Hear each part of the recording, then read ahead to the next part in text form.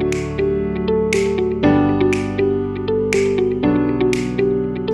guys, hari ini kita akan membahas tentang pendapatan nasional. Apa itu pendapatan nasional?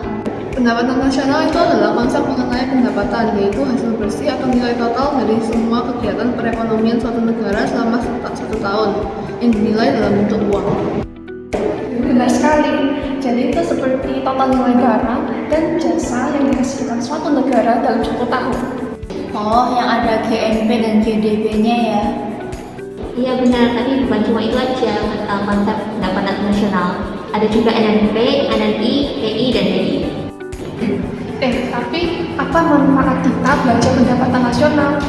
Melalui pendapatan nasional kita bisa mengukur laju pertumbuhan ekonomi nasional, membandingkan kemajuan perekonomian antara negara, mengetahui struktur perekonomian suatu negara dan sebagai landasan perumusan kebijakan pemerintah. Aku masih kurang ngerti nih tentang pendapatan nasional. Oke, kita gantian aja jelasinnya. Jadi ada dalam konsep pendapatan nasional yaitu GDP, GNP, NNP, NNI, PI, dan DI. GDP atau Gross Domestic Product adalah cuma seluruh produk yang dihasilkan oleh masyarakat di suatu negara. GDP itu fokusnya di dalam negara. Jadi warga negara asing WNA yang tinggal di suatu negara juga dihitung untuk mendapatkan data GDP ini. Misalnya, perusahaan asing yang beroperasi di Indonesia akan dihitung ke dalam GDP-nya Indonesia. Oh, jadi rumus GDP sama dengan pendapatan warga negara dalam negeri ditambah pendapatan warga negara asing di dalam negeri ya? Iya, benar. Nah, terus selanjutnya ada GNP atau Gross National Product. GNP adalah nilai barang dan jasa yang dihasilkan seluruh warga suatu negara, termasuk yang tinggal atau bekerja di luar negeri. Misalnya ada warga negara Indonesia yang bekerja di Malaysia, maka pendapatan dia juga dihitung dari GNP-nya Indonesia. Kalau begitu, rumus GNP itu pendapatan warga negara dalam negeri ditambah pendapatan warga negara di luar negeri ya? Betul sekali. Setelah GNP ada lagi yang namanya NNP atau Net National Product. NNP adalah GNP dengan memperhitungkan adanya penyusutan.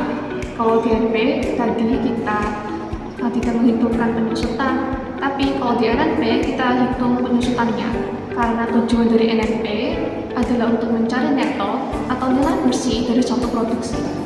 Jadi rumus NNP sama dengan GNP dikurangi penyusutan ya?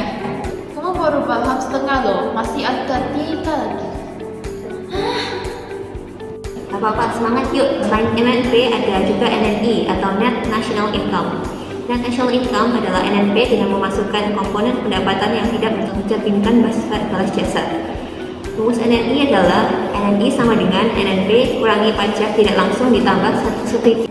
Maksudnya balas jasa itu apa? Balas jasa itu seperti imbalan yang diterima oleh pihak pekerja. Di sini kita mengurangi NNP dengan pajak tidak langsung, karena pajak tersebut harus diserahkan ke pemerintah, sehingga tidak mencerminkan balas jasa. Lalu kita tambahkan subsidi, karena subsidi tersebut mengurangi biaya produksi sebenarnya. Oh, aku udah mulai paham nih. Ada apa lagi? Ada juga yang namanya PI atau Personal Income. Personal income adalah bagian pendapatan nasional yang merupakan hak individu dalam perekonomian sebagai balas jasa mereka dalam proses produksi. PI ini menghitung jumlah pendapatan yang diterima oleh setiap orang. Nah, rumus PI adalah PI sama dengan NNI sama transfer payment kurang laba ditahan, dikurangi pajak persoalan, iuran, asuransi, iuran, dan sosial.